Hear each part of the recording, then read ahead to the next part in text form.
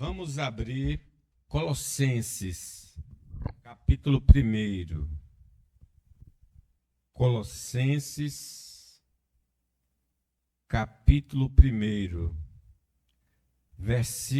capítulo 1. Colossenses, capítulo 1, versículo 1 e 2. Colossenses, capítulo 1, versículo 1 e 2. Vamos ler em uníssono Colossenses, capítulo 1, versículo 1 e 2. Leamos. Paulo, apóstolo de Jesus Cristo, por vontade de Deus, e o irmão Timóteo, aos santos e fiéis irmãos em Cristo que se encontram em Colossos, graça e paz a vós outros, da parte de Deus, nosso Pai. Amém. Nosso Deus, agora que haverá um momento da explicação da Tua palavra, em especial é preciso que o Espírito Santo nos guie a toda a verdade. Jesus falou que Ele iria fazer isso, nos guiar a toda a verdade, nos lembrar e nos fazer andar na verdade. Abençoe então Teu povo presente, abençoe até aqueles que porventura não Te conhecem, ó Deus. Que o próprio Espírito possa convencê-los do pecado, da justiça, do juízo. Não só nesse ajuntamento, aonde os santos estão reunidos, ó Deus, que haja essa operação do Espírito Santo. No nome de Jesus, amém. Irmãos, será que nós somos, de fato, cidadãos do reino de Deus? Será que na nossa carteira espiritual está ali escrito que nós fazemos parte do reino de Deus? Ou será que só Deus sabe isso? Não, pastor, ninguém pode dizer com segurança que é um cidadão do reino dos céus. Só Deus mesmo que pode afirmar. Eu quero adverti-los que não é verdade. Nós podemos saber se fazemos parte do reino de Deus ou não, através da palavra escrita, que é a revelação de Deus. E nesses versículos aqui, que fala da introdução da carta, Paulo se apresenta, diz algumas coisas sobre ele, e no versículo 2, ele fala algumas coisas sobre os irmãos aos quais ele está escrevendo. Então, quando eu reúno esses dois versículos aqui e atento para essas palavras que estão escritas aqui, eu vou ter uma visão de um cidadão do reino dos céus, porque Paulo é de Deus e aos que ele está escrevendo também são. Então, vamos examinar essas palavras que aqui estão e fazer uma avaliação se a nossa carteira também é celestial, né? Vejamos então o perfil do cidadão do reino dos céus, baseado nessa introdução. Vejam, ele começa Paulo, e é interessante o significado do nome Paulo entre os romanos. É pequeno, mas não de estatura. Nós sabemos, por exemplo, pela palavra de Deus, que ele foi criado aos pés de Gamaliel. Quer dizer, ele teve uma formação acadêmica muito grande. E dentre as seitas que existiam em Israel, ele fazia parte da seita dos fariseus, do partido dos fariseus, e ele era extremamente rigoroso. Ele era um homem muito culto, muito sábio. Agora, quando você lê as cartas que ele escreveu, de fato, ele nunca se considerou um homem grande. Ele sempre se considerou um homem pequeno. Ele chega a dizer eu sou o menor dos apóstolos. E essa palavra, então, nos chama a atenção quando olhamos para o nome Paulo e a vida de Paulo. O perfil do cidadão do reino de Deus é que esse cidadão tem a humildade. Em outras palavras, a humildade compõe o caráter do habitante das moradas de Deus. Se nós não somos humildes, certamente não fazemos parte do reino do Senhor. Jesus disse assim: aprendei de mim, que sou manso e humilde, né, de coração. Então, a palavra Paulo significa pequeno. Lembra da humildade, que é uma marca de um verdadeiro cidadão do reino dos céus. Como eu falei, tanto a mansidão quanto a humildade, Jesus esboçou isso. Paulo falando acerca de si, porque eu sou o menor dos apóstolos, que mesmo não sou digno de ser chamado apóstolo, pois persegui a igreja de Deus. Ele não ostentava ser apóstolo, apesar de eu ser, mas ele diz: eu nem sou digno. Por que eu não sou digno? Porque eu fui culpado de muitos crentes morrerem e serem presos, né? O cidadão dos céus reconhece suas iniquidades e confessa diante de Deus e dos homens a sua insensatez. É uma marca de uma pessoa de Deus, é que ela é humilde. O filho pródigo, quando caiu em si, ele disse: levantar-me-ei, irei ter com meu pai e direi: Pai, pequei contra os céus e contra ti. Ele não tem dificuldade de reconhecer sua fraqueza, a sua transgressão, seja diante dos homens, seja diante de Deus, né?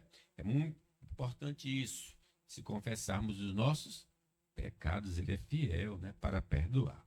Aquele que vai habitar com o Senhor vê a sua pequenez diante daquele que é totalmente elevado. Quem somos nós para estarmos na presença do Senhor?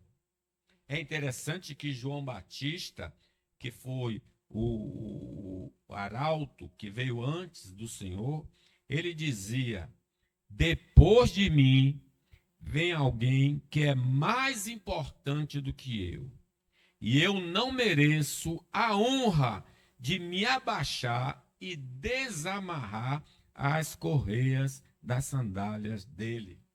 Veja João Batista, que era um grande profeta, o maior profeta que Jesus disse que veio, né, depois de todos os outros, e ele não se considerava o quê? Digno de se curvar e amarrar as sandálias ou desamarrar as sandálias do Senhor Jesus. Até no contar suas experiências com Deus, ele demonstra uma linguagem livre de orgulho espiritual. Paulo foi um homem que chegou aí até o terceiro céu. Se você vê uma pessoa: eu fui lá ao terceiro céu, eu ouvi a voz de Deus. Quando ele narra a experiência dele, ele diz assim: se é necessário que me glorie, ainda que não convém, passarei as visões e revelações do Senhor. Conheço um homem em Cristo que há 14 anos foi arrebatado até o terceiro céu. Se no corpo ou fora do corpo, não sei, Deus o sabe. E sei que tal homem, se no corpo ou fora do corpo, não sei, Deus o sabe, foi arrebatado ao paraíso e ouviu palavras inefáveis. Ele fala a experiência como se fosse de outro.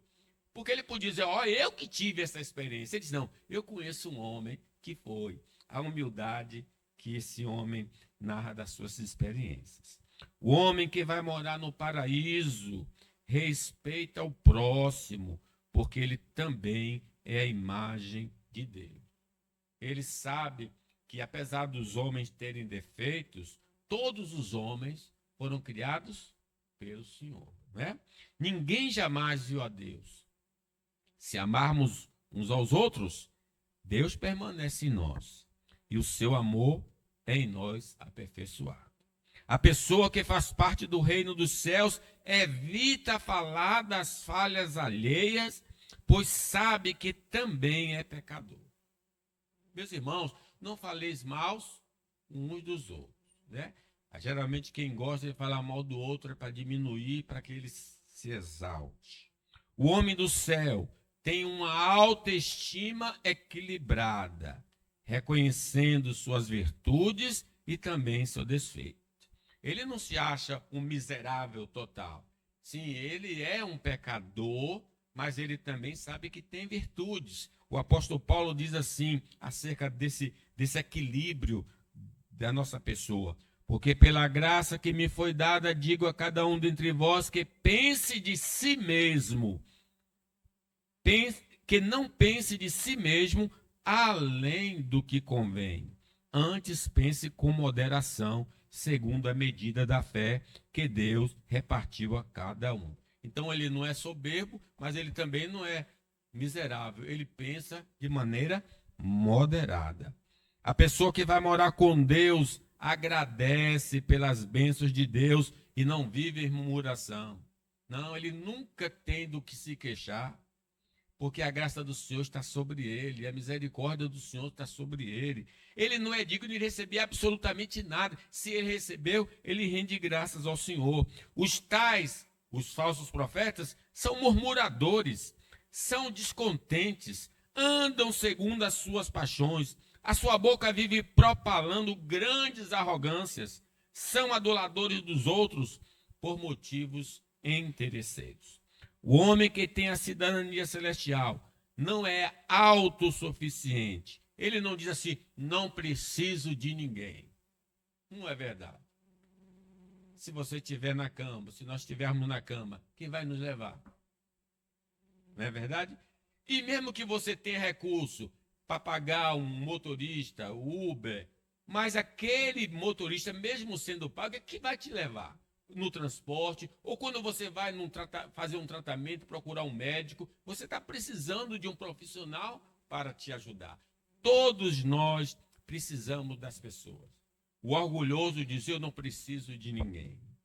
O Senhor dos Exércitos formou este desígnio para denigrir a soberba de toda beleza e envelhecer os mais nobres da terra. Um homem orgulhoso não tem traço de cidadão dos céus, mas de detento do inferno. Diz, a soberba do homem o abaterá, mas o humilde de espírito obterá honra. Então essa é a primeira marca, o perfil,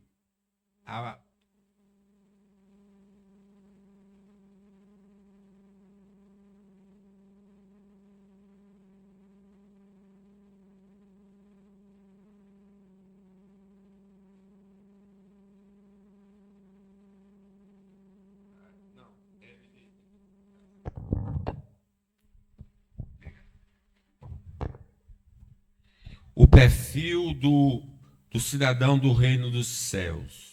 2. A habilidade do Espírito Santo está presente no habitante da morada de Deus. Observe que ele diz, apóstolo de Jesus Cristo. Nós sabemos que essa é uma habilidade, é um dom do Espírito Santo dado ao apóstolo Paulo. Então veja, o homem que vai morar no céu, ele recebe do Espírito Santo algumas habilidades. E dentre elas aqui, um dom espiritual. O dom espiritual é uma capacidade para ajudar os irmãos a crescerem, a amadurecerem na graça, no conhecimento do Senhor. Quem foi alcançado pelo Evangelho de nosso Senhor Jesus Cristo é habilitado pelo Espírito Santo com dons espirituais que indicam sua morada no condomínio de Deus. Assim diz o apóstolo Paulo aos Coríntios. Ora, os dons são diversos, mas o Espírito é o mesmo. A manifestação do Espírito é concedida a cada um, visando a um fim proveitoso. Mas um só é o mesmo Espírito, realiza todas essas coisas, distribuindo-as como lhe apraz a cada um individualmente. Todo crente é habilitado com um dom espiritual ou mais de ou um ou mais de um. Somente os remidos pelo Senhor são revestidos de poder pelo Espírito Santo para serem testemunhas de Jesus, o que atesta que eles são residentes do paraíso de Deus. Você recebeu o poder do Espírito. Ficar em Jerusalém, até que do alto sejais revestidos de poder. Recebereis poder ao descer sobre vós o Espírito Santo, e sereis minhas testemunhas. Não sabeis que o vosso corpo é o quê? Templo do Espírito Santo, né? Que não vem de vós, mas vem de Deus. Os que são regenerados pelo Espírito Santo através do Evangelho são por ele transformados e manifestam o fruto do Espírito que deixa clara a sua cidadania celestial. Vejam essas operações. Primeiro, recebe dom. Segundo, recebe capacitação para testemunhar de Cristo. Terceiro, há na vida deles a manifestação do fruto do Espírito. E aí diz, o fruto do Espírito é amor, alegria, longanimidade, benignidade, bondade, fé, mansidão, domínio próprio. Essas coisas vão se manifestar no cidadão do reino de Deus. O homem do céu é instruído, lembrado e capacitado a viver de acordo com a palavra de Deus. O Espírito Santo diz, Jesus, quando ele vier, o Espírito da verdade, ele vos guiará toda a verdade, porque não falará por si mesmo. Então, o Espírito Santo que está em mim e você, nos lembra, nos habilita a andar no caminho do Senhor. Então, é uma prova de que nós pertencemos ao reino de Deus. O Espírito de Deus intercede pelos crentes que estão longe da sua pátria celestial, porque ele tem dificuldade de expressar suas necessidades. Até isso o Espírito Santo faz por nós. Ele intercede por nós com gemidos inexprimíveis, porque nós não sabemos orar como convém. O Espírito Santo confirma internamente na mente nossa, externamente no que nós falamos e no que nós fazemos, para as pessoas que nós somos alguém que não é desse mundo, que nós fazemos parte de outro. O próprio Espírito testifica com o nosso espírito que somos filhos de Deus. É uma coisa secreta, subjetiva, mas também é confirmada pelas palavras e pelas ações. O Santo Espírito, que habita no forasteiro celestial, lhe convenceu dos seus pecados e o leva a confessar e deixar todo o caminho proibido pelo Senhor, né? Quem me segue não andará em trevas, né? Mas seguirá a luz da vida. A obra do Espírito Santo não é perfeita nesta vida, mas paulatinamente vai crescendo até chegar ao estado de glória, que é a perfeição. Aquele que começou a boa obra, há de aperfeiçoar. A gente sabe, sim, não é que a gente não tem defeito, mas, poxa, mudou muito na minha vida. A minha vida era complicada, mas desde o dia que eu conheci Jesus, houve uma mudança. Nós podemos atestar. Quem não foi alcançado pelo Evangelho de Deus, não tem a operação do Espírito Santo em sua vida e não poderá entrar na morada de Deus, pois não é selado com o Espírito Santo da promessa. Sim, eu preciso desse Espírito, né? E o Senhor nos ensina, pedi e dá-se-vos-á, buscais e achareis, quem pede recebe, quem busca encontra, quem bate, a porta se abre.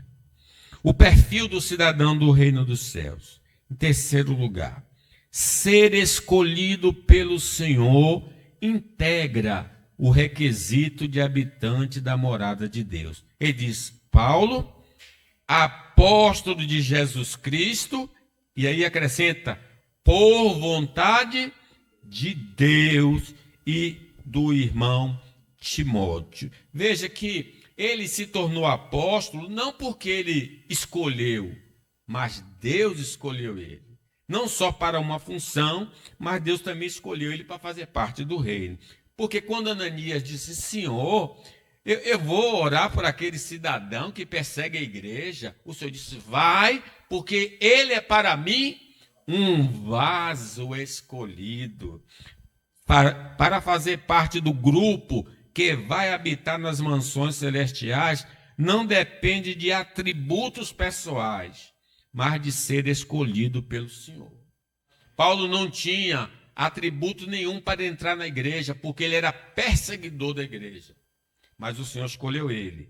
E em Efésios diz, assim como nos escolheu nele, Jesus, antes da fundação do mundo. Você não é penetra, não.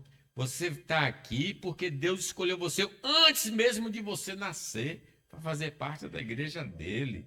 Coisa maravilhosa, né? O homem que terá acesso ao reino de Deus não estará lá por mérito humano, mas por vontade soberana do Senhor. Por que eu vou estar lá? Porque ele diz, olha, não fostes vós que escolhestes a mim. Você não me escolheu, não. Eu escolhi a vós outros e vos nomeei para que vades e deis fruto. Quem, pela graça de Deus, foi contemplado para viver com o Senhor, não tinha nenhum interesse em Deus, mas porque Deus teve interesse nele, ele os resgatou através de Cristo Jesus. O que Paulo foi fazer em Damasco? Prender. Aí Deus foi lá no caminho de Damasco e disse, Saulo, por que você me persegue? Ele nem pensava em ser da igreja, mas Deus já pensava nele antes da fundação do mundo, né? Ninguém aqui correu para procurar Jesus. Foi Jesus. Ele disse, eu vim buscar e salvar o que se havia perdido. Ninguém pode vir a mim se o Pai que me enviou não o trouxer, e eu o ressuscitarei no último dia. O Pai nos pegou pela mão e nos levou a Jesus, com vontade ou sem vontade nossa. Ele nos levou. Glória a Deus. A escolha divina para fazer parte do seu reino, não por causa da sua presciência.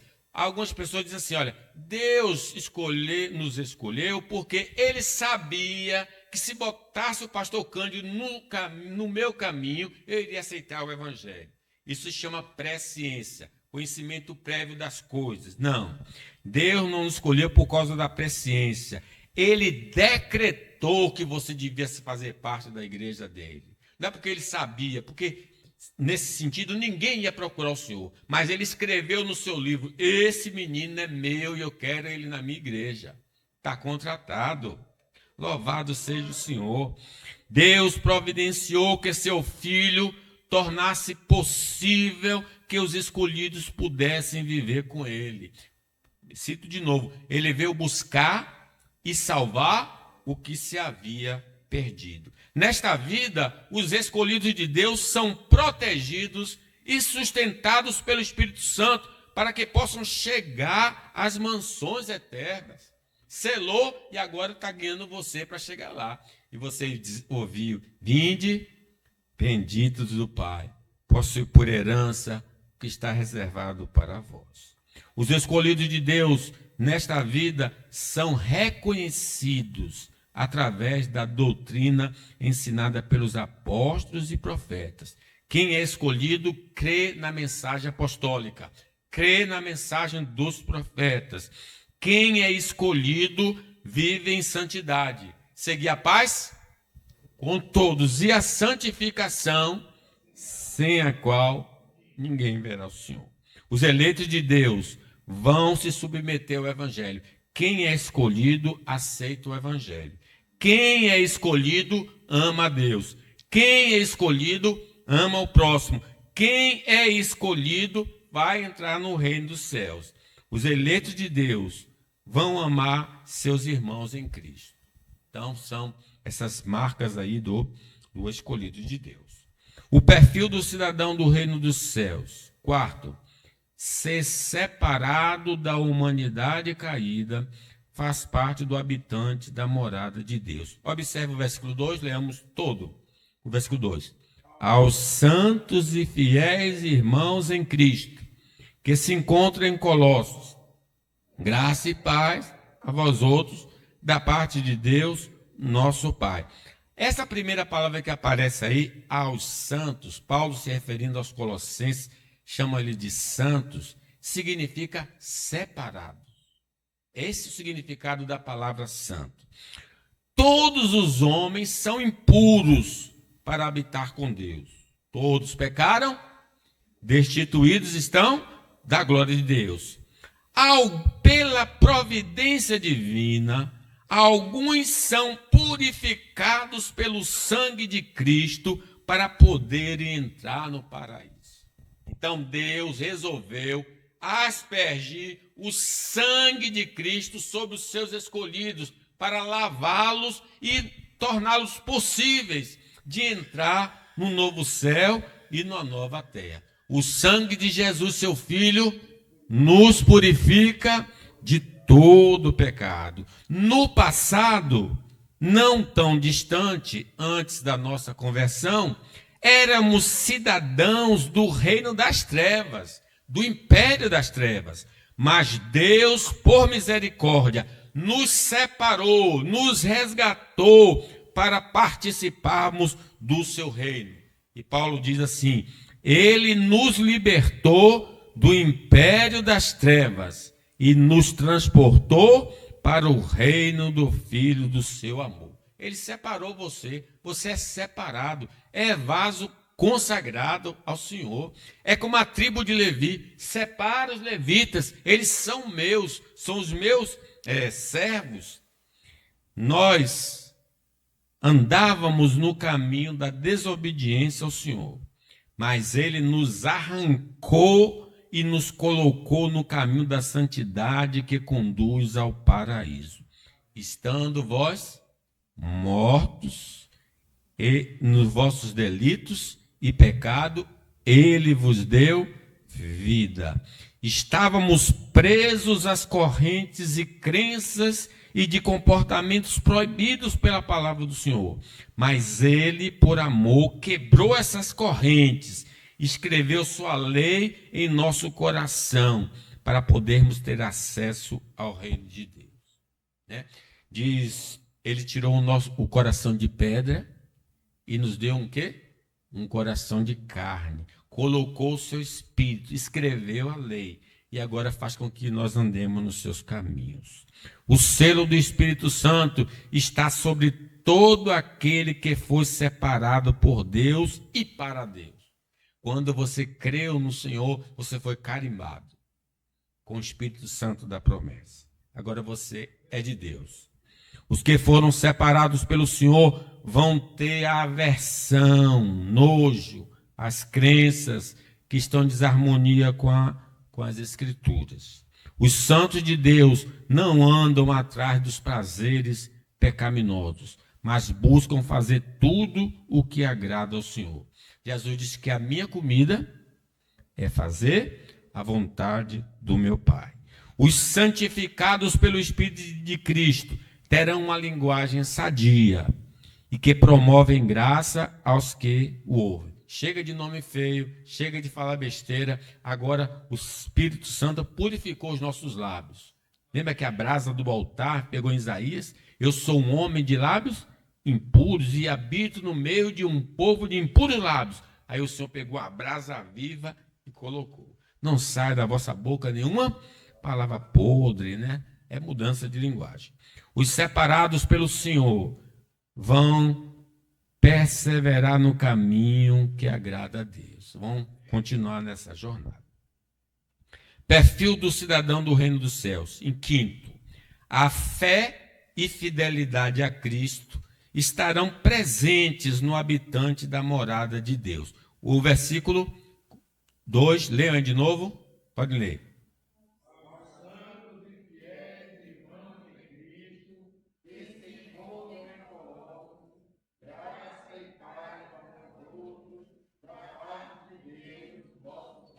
Disse aos fiéis. Essa palavra fiel significa fé. Seja fé em Cristo ou seja fidelidade a Cristo. Eu não só creio em Cristo e sua palavra, mas eu serei ser fiel até a morte e dar-te-ei a coroa da vida. Todo verdadeiro cidadão dos céus tem sua fé exclusiva em Cristo para a sua salvação, o que lhe dará direito à entrada no reino dos céus. Deus amou o mundo de tal maneira que deu seu Filho unigênito para que todo que nele crê não pereça, mas tenha a vida eterna. A fé salvadora é um dom de Deus que é concedida aos que Deus escolheu antes da fundação do mundo para estarem com ele no seu reino. Pela graça, por meio, isso não vem de vós, é um dom de Deus, não de obras, para que ninguém se glorie. A fé salvadora chega ao cidadão celestial através do Espírito Santo e a pregação do Evangelho. A fé vem pelo ouvir e ouvir a palavra de Cristo. Quando se tem a fé salvadora, a pessoa crê ser verdade o que é revelado nas Escrituras Sagradas, e em especial que só Jesus Cristo pode salvar. Quem tem esta fé salvadora vai evidenciá-la através da obediência às palavras de Deus, que demonstra uma fé viva e verdadeira. A fé sem obras é morta. A fé salvadora pode ser abalada devido às provações e tentações, mas nunca será destruída. Sim, a gente fica oscilando na fé, mas nós vamos perseverar, porque isso está dentro de nós. Os que foram abençoados por Deus com a fé salvadora vão demonstrar fidelidade ao Senhor no dia a dia. Não é só dizer eu creio, porque muitas pessoas estão dando profissão de fé falsa. Ele crê e obedece ao Senhor, né? Os que foram contemplados com a fé salvadora serão conhecidos por sua fidelidade não só a Deus, mas nos relacionamentos pessoais. Lembra de José? José achou mercê diante de Potifar, porque era um homem que demonstrava fidelidade na administração, inclusive não aceitou nem deitar com a mulher dele, né? Por causa da sua honestidade. Assim é o crente, não só com Deus, mas também com os homens. Sem a fé salvadora, ninguém entrará no reino dos céus. Quem crê será salvo. Quem não crê já está condenado, porque não crê no nome do unigênito Filho de Deus. Perfil do cidadão do reino dos céus. Sexto, ser membro da família de Deus integra o habitante da morada de Deus. Versículo 2 diz: aos santos e fiéis, o quê? Irmãos em Cristo que se encontram em Colossos. Graça e paz a vós outros da parte de Deus, nosso Pai. Eles são chamados de irmãos.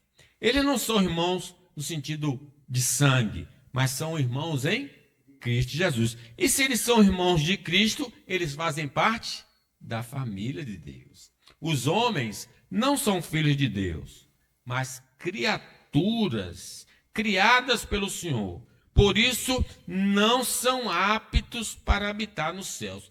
Quem não faz parte da família de Deus, não entra. Então, todos os homens estão impedidos de entrar.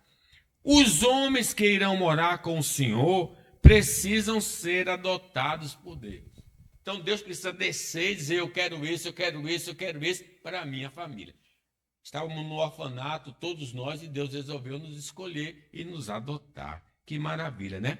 Diz o João: veio para os seus e os seus não receberam. Mas a todos quanto receberam, deu-lhes o poder de serem chamados filhos de Deus, a saber, os que creem no seu nome. A adoção divina não é uma obrigação por parte do Senhor, mas uma graça que ele concede a alguns da humanidade caída. Ele não tinha obrigação de adotar ninguém, mas ele resolveu adotar e veio e nos visitou e nos colocou em sua família. Louvado seja o nome do Senhor. Nenhuma condição humana influencia a Deus a nos adotar, mas unicamente por sua vontade soberana. Estava vendo uma cena na rede social, o menino queria adotar um cachorrinho, aí saiu tinha um pitbull balançando um rabo assim, me adote, me adote, me adote. E se vocês, nós já tivemos experiência em trabalhar com órfãos, né? Eles ficam ansiosos assim quando vem uma pessoa visitando, eles dão todo o carinho, toda a atenção para ver se sejam adotados. Não foi o nosso caso. A gente nem queria saber de entrar na família de Deus, mas Deus quis em você, nos quis e nos adotou para a glória do seu nome. Pessoas rebeldes, né? Os homens que são agraciados com a adoção divina têm sua natureza transformada pela ação do Espírito Santo. Não é só no papel, não. Ele tira o coração de pedra e dá um coração de carne. Muda a nossa natureza.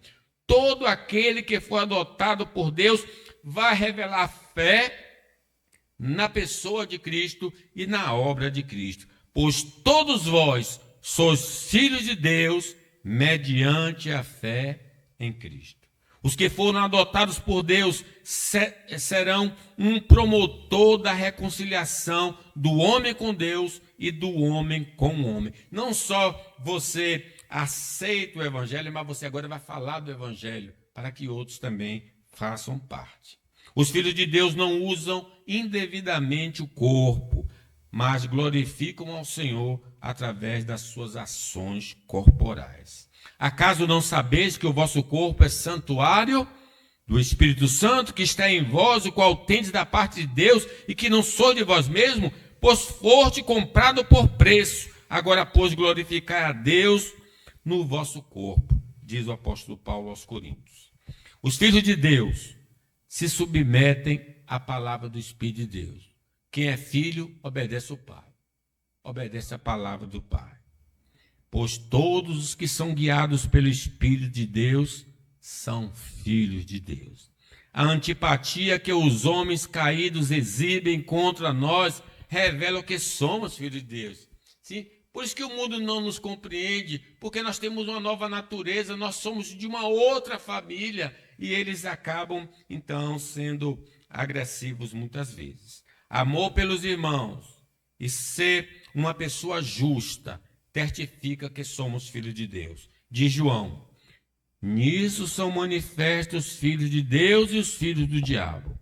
Todo aquele que pratica a justiça não procede de Deus, nem aquele que não ama seu irmão.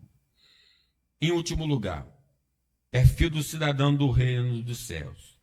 Ter a graça e a paz de Deus demonstram ser habitantes da morada de Deus. Novamente, o versículo 2. Aos santos e fiéis irmãos em Cristo que se encontram em Colossos, graça e paz a vós outros da parte de Deus, nosso Pai. Essa pessoa tem graça e tem paz. Somente os remidos pelo Senhor foram abençoados com a graça da salvação. A graça que repousou em Maria, salve agraciado, o Senhor é contigo, repousou em você também. Você é um agraciado, você é cheio de graça, está cheio de graça. Deus derramou a graça sobre a sua vida, sobre a nossa vida. A graça salvadora significa que o homem é salvo unicamente por um favor não merecido da parte de Deus. Eu estou aqui não porque eu mereço, mas porque Deus resolveu me salvar. Né? É graça sobre graça. O homem que foi alcançado pela graça salvadora reconhece seu demérito e a generosa graça de Deus concedida a ele. Não temos mérito, irmãos. Todos pecaram, destituídos estão da glória de Deus. O homem conquistado pela graça de Deus não será soberbo diante de Deus nem perante os homens. Eu estou aqui na presença não porque eu sou isso ou aquilo, é porque Deus foi misericordioso comigo. Éramos inimigos de Deus. Aí vem agora a palavra paz. Éramos inimigos de Deus, mas através de Jesus Cristo fomos reconciliados com Deus, pelo seu sangue. Deus tirou, removeu a barreira de separação entre nós e o Senhor. Deus não está mais zangado conosco, não está mais irado, e podemos nos aproximar dele sem receio algum. Venha, meu filho, venha para a minha presença, fale comigo, porque eu não estou mais irado contra você. Além de sermos amigos de Deus, usufruiremos da paz de Deus, porque paz com Deus é que nossos pecados foram perdoados. Agora, paz de Deus significa que mesmo nas lutas você vai ter paz. Porque a paz que excede todo entendimento guardará a vossa mente e o vosso coração. Os que foram alcançados pela graça e paz de Deus vão comunicar aos homens que o caminho para obtê-las é crer no Senhor Jesus. Concluo. Primeiro, preste atenção.